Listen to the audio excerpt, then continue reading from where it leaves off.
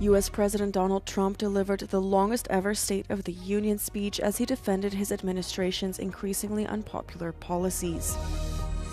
Millions of people across Europe commemorate the 4th anniversary of Russia's invasion of Ukraine, expressing their solidarity with Kyiv. The British government will release confidential papers related to the former Prince Andrew's appointment as trade envoy. The killing of drug lord El Mencho sparked violence in parts of Mexico this week. The unrest caused travel disruption in popular tourist destinations.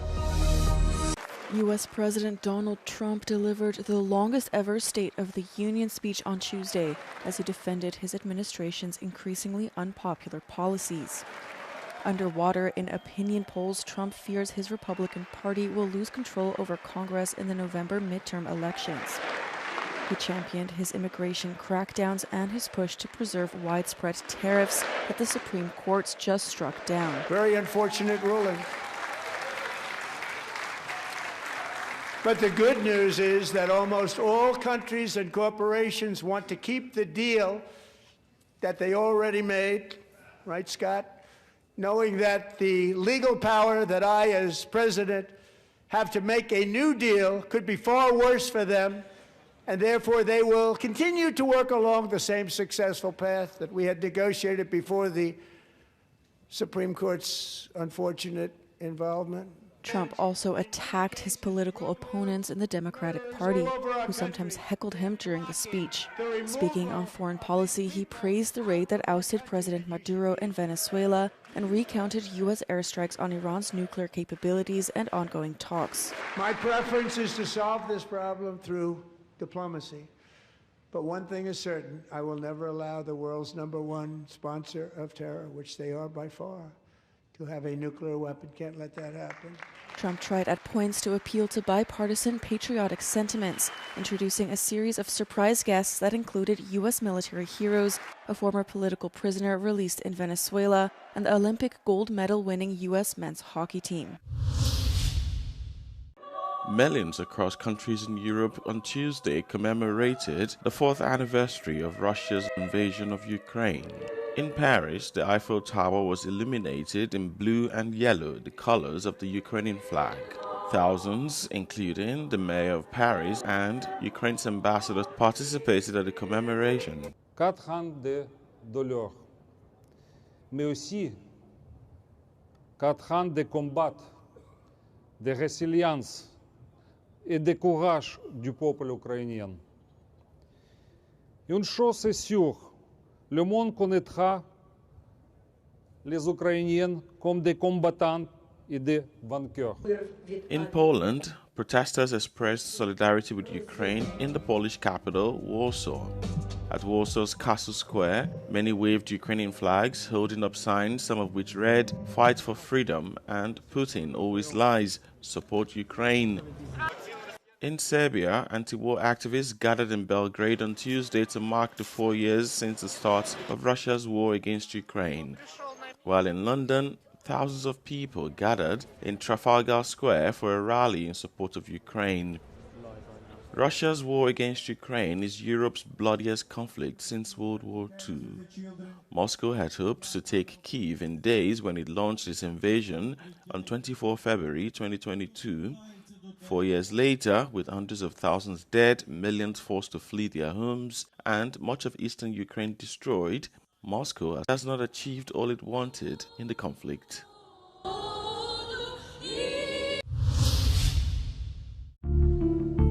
Over the past 4 years, Russia forcefully deported at least 20,000 Ukrainian children. Kyiv managed to bring back 2,000 of them. Among them is Vlad Buryak. He was 16 when Russian forces abducted him at the checkpoint as he tried to evacuate from occupied Melitopol to Zaporizhia. Vlad was taken first to the filtration camp and then to a Russian prison. He spent 90 days in captivity. One of my job was cleaning torture room. After torturing, in this special room was lots of bloods, was lots of like medicine bandages and everything. And after torturing, I most of time cleaned a torturing room after blood, just mop a floor, take off some rubbish from this room. Lots of Russian soldiers and lots of Russian special forces who tortured people. They say that Ukraine not already exists. Yale's Humanitarian Research Lab placed the number of deported Ukrainian children closer to 35,000.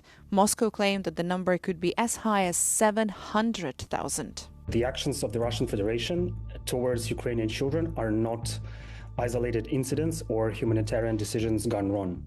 They are part of a deliberate strategy, a state policy of demographic engineering and identity erasure. This is the arc of Russia's design: isolate, reprogram, deploy.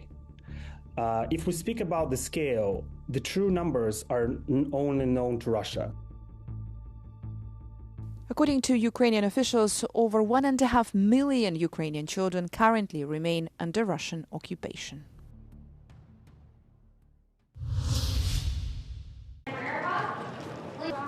killing of drug cartel boss El Mencho sparked violence in parts of Mexico this week. The unrest caused travel disruption in popular tourist destinations such as the resort city of Puerto Vallarta. Many tourists were told to stay indoors, while flights to and from the airport were cancelled or rescheduled. Started about 8:15 in the morning. Series of explosions. And at first I wasn't quite sure what was going on. And then the next thing, burning cars, burning... Yeah. And that went on till early afternoon. Actually, I was in my room watching period 3 of the hockey game, and then it went out because all the TVs went out, right? And so we went out to the pool, and I was trying to get it on my phone, and that's when we all heard the explosion. We did not know what it was. Flight schedules and activity in popular vacation spots have since largely returned back to normal. And on Wednesday, the U.S. Embassy in Mexico stopped urging its citizens to shelter in place.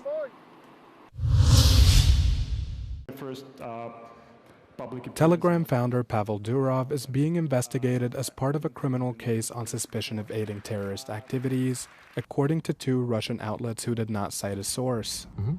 Both articles, which mention Durov's criminal case, are written in an identical tone and use similar expressions. In particular, they state that as a result of terrorist attacks carried out using the Telegram messaging app, journalist Daria Dugina and Vladlen Tatarsky, along with 9 high-ranking Russian military personnel, were killed, while 4 others were wounded. The articles also state that since 2022, the Russian security service has prevented 475 terrorist attacks against the military, government officials, and infrastructure facilities, all of which were claimed to have been planned using Telegram. The British government will release confidential papers related to the former Prince Andrew's appointment as trade envoy after pressure from lawmakers in a scathing parliamentary debate. Lawmakers called for greater accountability from the royal family and said the king's brother had put his friendship with Jeffrey Epstein ahead of his duty to the country. Andrew Mountbatten Windsor was arrested on charges related to allegations that he shared government reports with Epstein while he was trade envoy. Frankly, it is the least we owe the victims of the horrific abuse that was perpetrated by Jeffrey Epstein and others. The abuse that was enabled, aided and abetted by a very extensive group of arrogant, entitled and often very wealthy individuals in this country and elsewhere. It's not just the people who participated in the abuse, it's the many, many more who turned a blind eye out of greed, familiarity or deference. To my mind, they too were complicit, just as complicit. While the government agreed to release the files, it said the publication of some documents may be delayed until police finish their investigation. A dead endangered sperm whale washed ashore on a beach in southern Israel on Tuesday. The Israel Nature and Parks Authority said in a statement that an autopsy on the whale's body would be carried out to, quote, clarify the circumstances of death. Sperm whales are the biggest species of whale with teeth and can grow to 18 meters in length. They're classified as an endangered species and are federally protected. They were nearly decimated by the whaling industry in the 19th and 20th centuries because of the prized waxy substance found in their heads, spermaceti, which was used in oil lamps, lubricants, and candles. French President Emmanuel Macron accepted the resignation of Laurence Descartes from her post as director of the Louvre Museum following months of controversy. Descartes came under harsh criticism after the iconic museum suffered a stunning, embarrassing, and daring daylight robbery back in October. Thieves stole jewels displayed in the museum worth an estimated 88 million euros in a heist that lasted barely 8 minutes, highlighting serious security lapses and shocking the world. Following the heist, Descartes was again in hot water after the museum announced it had suffered a serious water damage in November. The Louvre said that 300 to 400 books and documents were damaged in the Egyptian department's library. A subsequent leak in February also damaged a 19th century ceiling painting, adding to the former museum chief's growing list of failures in a short time span. In February, the museum was once again caught in the headlines after it was revealed that it had been the victim of a decade-long fraud scheme amounting to almost 12 million euros in losses. Still, Macron thanked her for her service and in an announcement via the Élysée Palace, hailed her resignation as an act of responsibility. He said the world's largest museum needs appeasement and new leadership to carry out major security and modernization projects.